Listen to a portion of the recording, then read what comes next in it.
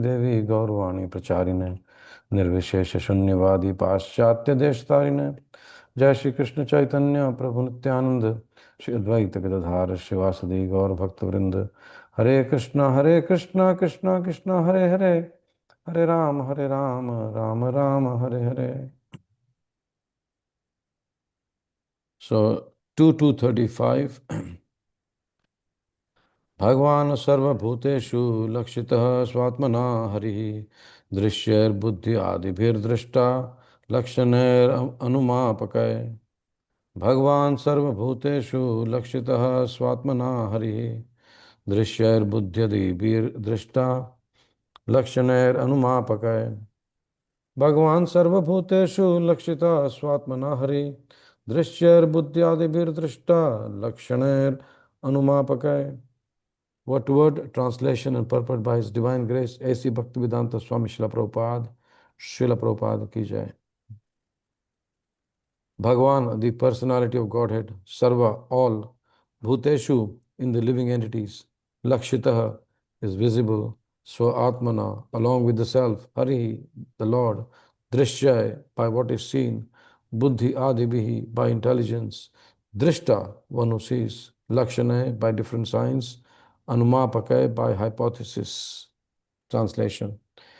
The personality of Godhead, Lord Sri Krishna, is in every living being along with the individual soul. And this fact is perceived and hypothesized in our acts of seeing and taking help from the intelligence. Now, because Bhagavatam Prabhu is here and he spoke yesterday, he also is going to speak tomorrow and on Friday. And he's basically going to cover the topic of the Supersoul. I thought I'll just speak on the purport here, the mechanics of how logically and rationally and with our intelligence we can understand that I am not the body, I'm the spirit soul. Krishna is the Supreme Personality of Godhead, and how can I connect with that Supreme Soul? So this is what we're going to do. One request I want to make everyone, usually we read the purport, but if we read the purport, a lot of time will go today. I'm not, please, not for a moment think that I'm undermining the purport, but because Bhagavatam Prabhu is here and we are trying to understand this, I would humbly request with folded hands that if we can all read this purport very carefully and scrutinizingly, as we heard a couple of days ago, how Brahmaji did, and if required, 1, 2, 3 times, so that we can understand the purport, and then also we can hear the commentary, the knowledge which is going to come to us today, but also the realizations coming from Bhagavatam Prabhu from his many years of practice of devotional service. I hope and pray that it is okay with everyone. Narayanam namaskritya naram chaiva narotamam devim saraswatim vyasam tato jayam udirayet nashtaprayeshu bhadreshu nityam bhagavata sevaya bhagavati uttama shloke bhaktir bhavati naishtiki. So here Sukadeva Goswami, after describing the process of liberation by the yogi, then gradual liberation, he is now speaking of, okay, how can we perform devotional service, and intelligently and logically how can we know our position and the position of the Lord. Bhurijan Prabhu, in his guide to Śrīmad-Bhāgavatam, unveiling his lotus feet, the first 4 cantos, he gives very nicely the 13 points covered in this purport by Prabhupada. Just very simple explanation. So I'm going to just speak from that. First of all, we can understand, so if anyone is actually sitting and hearing this class, you can take a pen and paper and draw a flow chart. And then you can understand point number 1 is this point, then you draw an arrow, then point number 2, point number 3, like that from top to bottom. So first point here Prabhupada makes is that we can see ourselves as existing. So existing means separate from the body. We are not the body. Yesterday Bhagavad Prabhu said, this is my hand, this is my head, this is my face. So who am I? So, we don't say I hand, I face, I head. So if we say my, that means, I is different from mind. So I exist separate from the body. The second one is when we see that I'm different from the body, so we become the seer, the soul becomes the seer. The second point here Prabhupada makes is that, hang on a sec, just hang on a sec.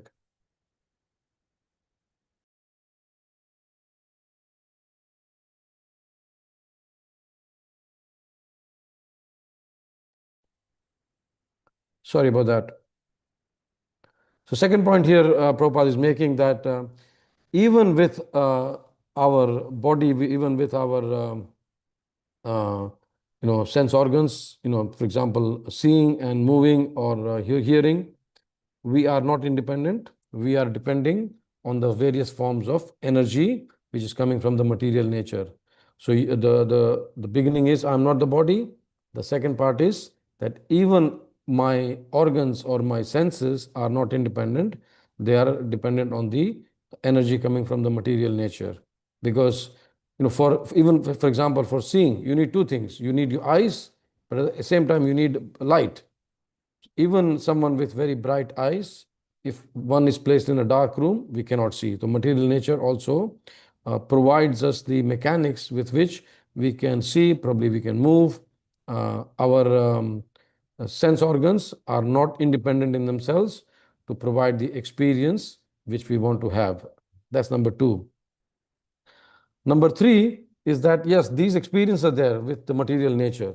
And, there are so many permutations and combinations of the forms which we get. Narad Muni speaks about that in the 5th chapter of 1st Canto, where he says, if one's vision is separate from Krishna, material energy will attract with multifarious, with various permutations and combinations of attractions. So our experiences are also, even when we see so many, I can see a tree here, I can see the clouds there, I can see the neighboring houses there. But again, this is all subject to the conditions imposed by the material nature. Next point, the fourth point is that, yes, whatever we see is unconscious.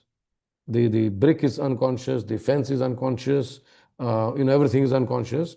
But the seer, the drishta, so the drishya is unconscious, but the drishta, which me as a soul, is conscious.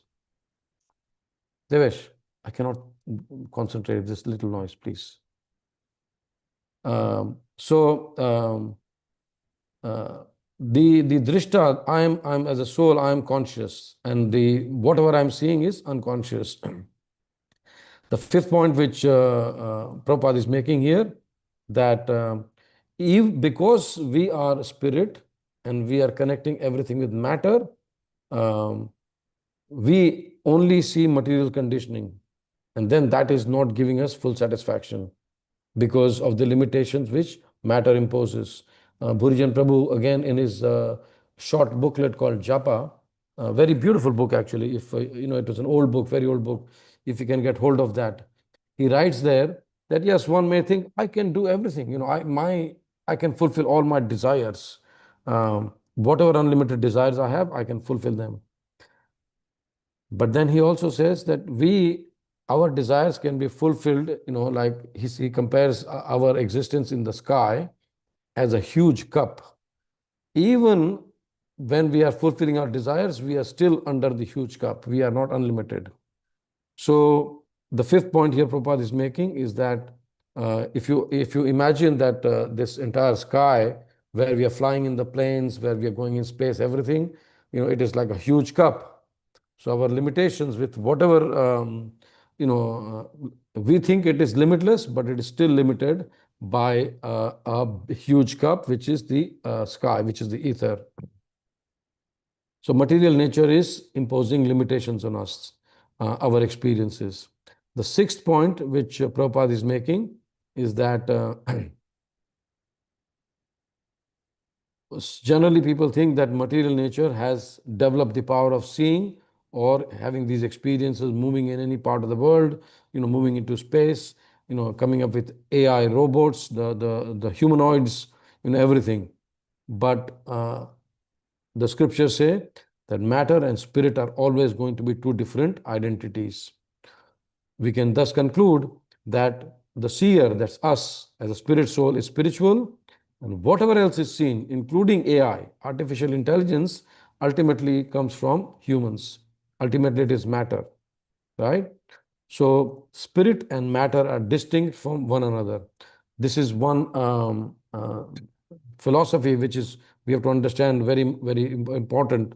Prabhupada says in Bhagavad Gita, knowledge means three things: to know what is spirit, to know what is matter, and one place he says to know the difference between the two, and in other place he says to know the controller of both. So spirit and matter, and the controller of both is Krishna. The seventh point which Prabhupada makes here in this purport is that every living entity uses his intelligence. So we all use our intelligence, and that's why we come to conclusions according to our own intelligence. And then when we hear the same class, everyone is going to be directed by the instruction of each one's intelligence. Yeah, we may accept something, we may reject something, or we may come to a different conclusion. So this intelligence, we can understand that intelligence gives us a direction like some higher authority. So one point which is there, yes, when we see in the third chapter of Bhagavad Gita, the soul desires, we want to take an action, and then intelligence kicks in to make the plan and to put the plan into action. So we can understand that the living being cannot see or move or eat or do anything without the use of intelligence. So you have your spirit soul as drishta, the material nature is drishya. The material nature is giving you only limited experience, but each living entity is going to use his intelligence. Without the use of intelligence, we cannot experience anything. So intelligence is in a way like a higher authority. Now, so far, we have seen everything according to material intelligence. But now when we are studying scriptures like Bhagavad Gita, Śrīmad-Bhāgavatam, then we can understand that spiritual intelligence helps us in understanding things around us in a much better way. I remember first time when we went to Vrindavan, very first time with Tirthraj Prabhu and Taraka Mataji, Sukeshwari Mataji, Murari Hari Prabhu, went for the first time, and we were entering Vrindavan, and a little breeze was blowing, and the bushes around Vrindavan, the trees, the plants, they were all like they were all moving, and Taraka Mataji immediately said that, see, all of them are paying their obeisances to the Lord. So when we utilize our spiritual intelligence, we can understand that Krishna is present everywhere.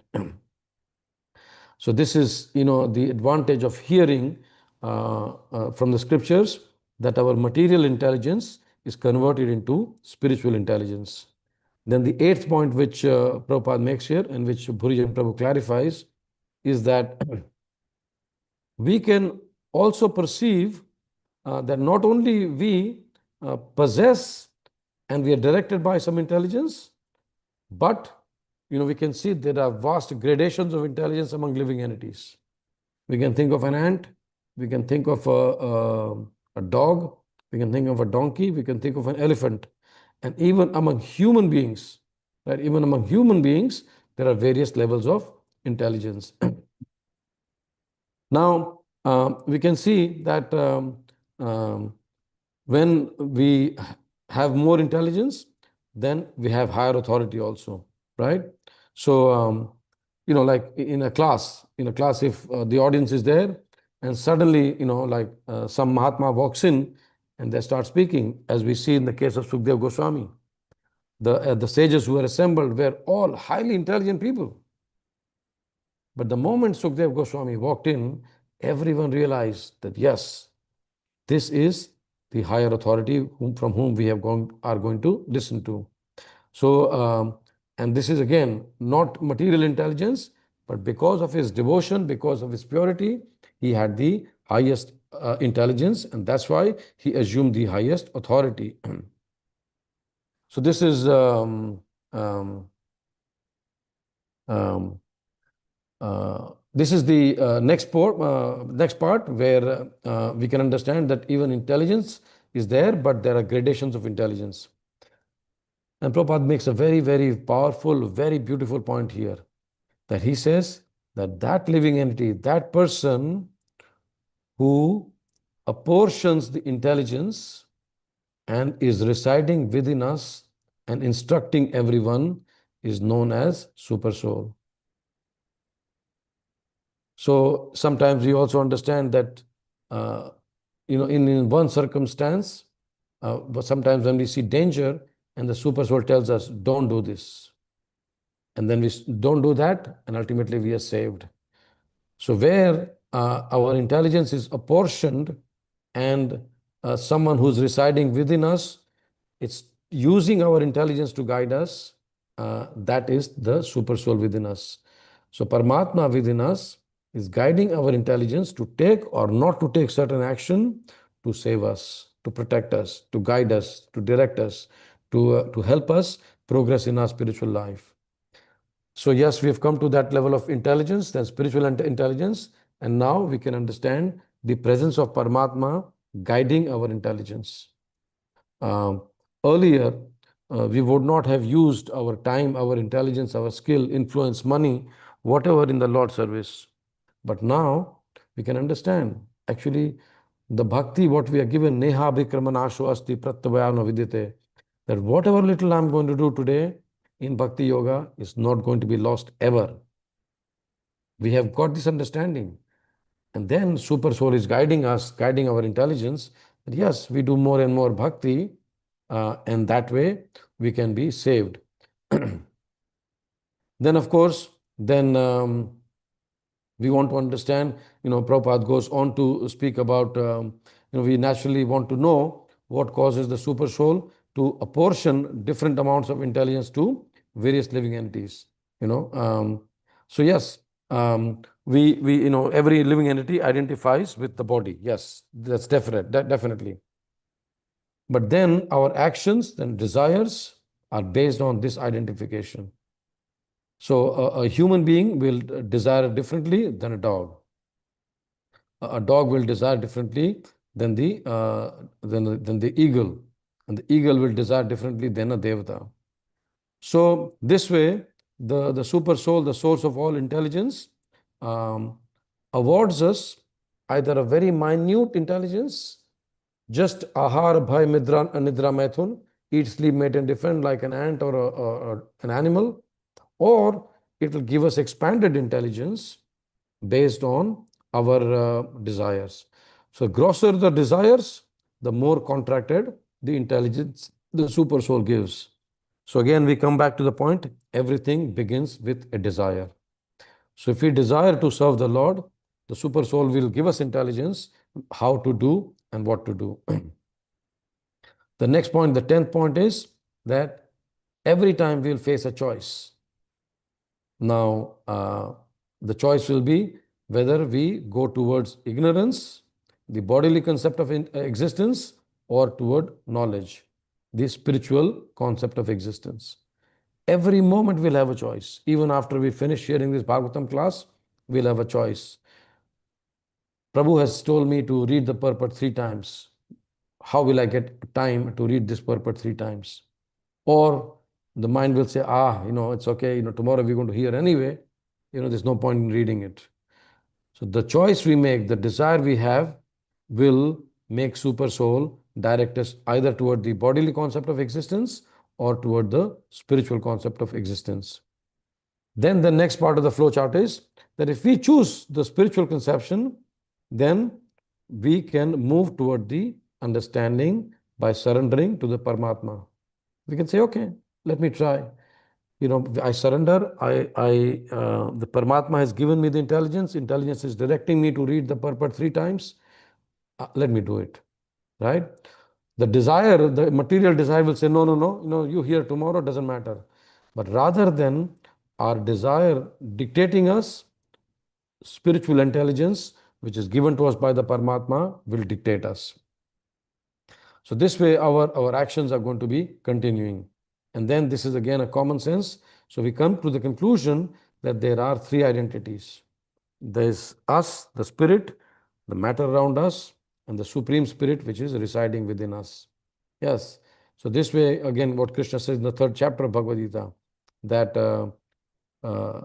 there are three doers, and one of them is Krishna, the Supersoul, which is a partial expansion of the Lord. Yes. So we read also from the Shastra that the Supersoul is the partial representation of the Lord Himself. And then this perception that the Supersoul, the Supreme Entity, the Lord Himself, Supersoul is guiding us to the right direction, helping us. We can experience all this. So far we've experienced everything, and we are analyzing our actions each and every moment very logically.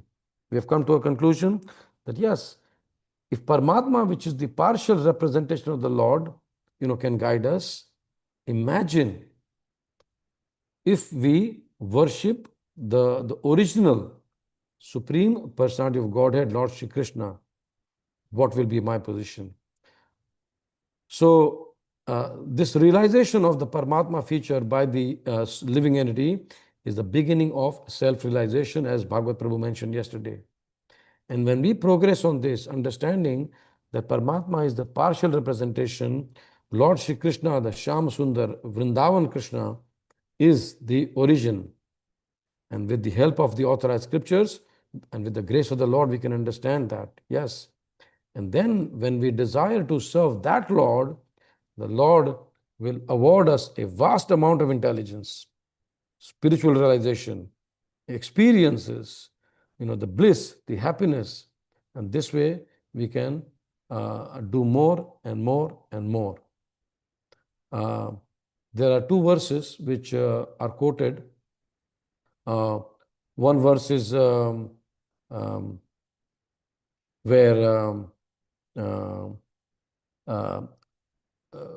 Vishwanath Chakravarti Thakur is speaking about Ajamil. Now, Ajamil's story, we know that, Ajamil, he called out the name of his son, right? His son's name was Narayan. And, he was saved by the Yamadutas.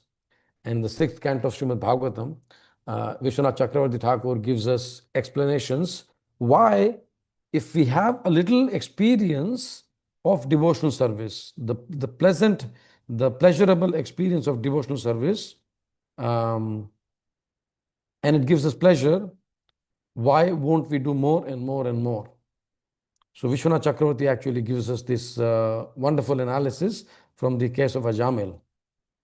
He says, first of all, Ajamil was not calling the Lord. He was calling his son. When we chant Hare Krishna, Krishna Krishna, Hare Hare, Hare Ram, Ram Ram, Hare Hare, we are actually calling the Lord. So if Ajamil got the benefit by just calling his son, how much more benefit will we get by calling the Lord? Ajamil, second point Vishwanath Chakravarti makes, is that Ajamil was not even concentrating, like he's just calling his Lord out of fear. He could see the Yamadutas and he was calling his son Narayan, Narayan, out of fear. And we are calling the Lord out of love, out of a desire to take shelter of his lotus feet. So imagine the benefit what Ajamil got, imagine the benefit what we will get. Then Vishwanath Chakravarti Thakur says, Ajamil led such a sinful life, and then just by chanting his son's name, he got so much benefit. Now we have not led, we cannot even compare our lives compared to Ajamil. Ajamil was doing everything what was, prohibited. And all his life, he was 88 years old when he was dying. So all his life, he, of course he was a Brahmana in the beginning, but then, after he saw that the prostitute kissing the again, another lusty person, he just saw them kissing on the street. So, it also shows the power of material nature. That Ajamil was a pure Brahmana. He was a very wonderful Brahmana. But he just saw a prostitute kissing a lusty man on the streets, and his complete life changed just by that one sight. So we can imagine that how powerful material nature is. So Vishwanath Chakravarti says that Ajamil, he led such a sinful life, but still he got so much benefit. Now in our case, we are not leading such a sinful life. Imagine how much benefit we'll get. The next thing is, Vishwanath Chakravarti Thakur says that his son was not even interested. He was just hanging around there. He was playing. And then just by calling his son's name, he got this benefit. In our case, we know that the Hare Krishna Mahamantra is Lord himself. Now, how do we know that? Again, Narad Muni describes this very wonderfully in the first canto, 5th chapter. He uses a very beautiful term called Mantra Murti Amurtikam. Mantra Murti Amurtikam. Krishna, we can see that his form is there. We have got deities here. We've got deities in the temple. We've got pictures on our laptops, on the screens. So that Murti is there. But when we are chanting, we are chanting the holy name. There's no form. The name, of course, in the primary way, in the beginning stages, it doesn't have a form. But mantra murti murtikam, that means Krishna, who is a form, in the form of deity, in the form of a picture, in his own Shama Sundar form. So he's Murti. But he comes in the form of an Amurti. There's no form. In what way? Mantra. So mantra has got no form. Mantra Murti Amurtikam. Mantra Murti Amurtikam. So we can see that the Lord, he comes in the form of the chanting of the holy name. Mantra Murtim Amurtikam. So Prabhupada says that with our intelligence being purified by our practice, the soul becomes the actual seer. And then what happens is, the actual seer who worships in the form of transcendental sound representation. So the Murti, in the form of the Hare Krishna Mahamantra, Hare Krishna, Krishna Krishna, Hare Hare, Hare Ram, Ram Ram, Hare Hare, is the transcendental sound representation of the Supreme Personality of Godhead Vishnu, who has no material form. So Amurtikam means Krishna has got no material form, but then he comes as a Murti of mantra, the transcendental sound representation. So when we experience a little bit of happiness in spiritual life, in doing this service, in hearing Śrīmad-Bhāgavatam, imagine when we chant, when we do more and more service, how much more experience we'll get. So this verse, this purport, 2-35, explains us that. And the Supersoul awards us intelligence according to our desire. So let us desire to grow spiritually more and more and more, try to do more and more service, and Krishna will provide that intelligence to us. Hare Krishna, Krishna Krishna, Hare Hare, Hare Ram, Ram Ram, Hare Hare. Grantaraj, Śrīmad-Bhāgavatam ki jai, Śrīla Prabhupāda ki jai. Any question or comments or reflections? Anyone who has experienced something like this may share. Suddenly revelation happens. Eureka moment happens. Please unmute and speak up.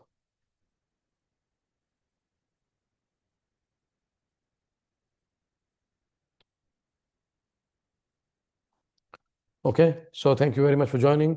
Tomorrow, Bhagavata Shri Prabhu, and Friday will enlighten us on this wonderful topic of the Supersoul and how Supersoul guides us and he helps us towards the progress on this path. Hare Krishna. May you all Hare have Krishna. Thank you, Prabhu. Thank you, Prabhu. Hare Krishna. Hare Krishna. Thank Thank you. you. Hare Krishna. Thank you. Hare Krishna.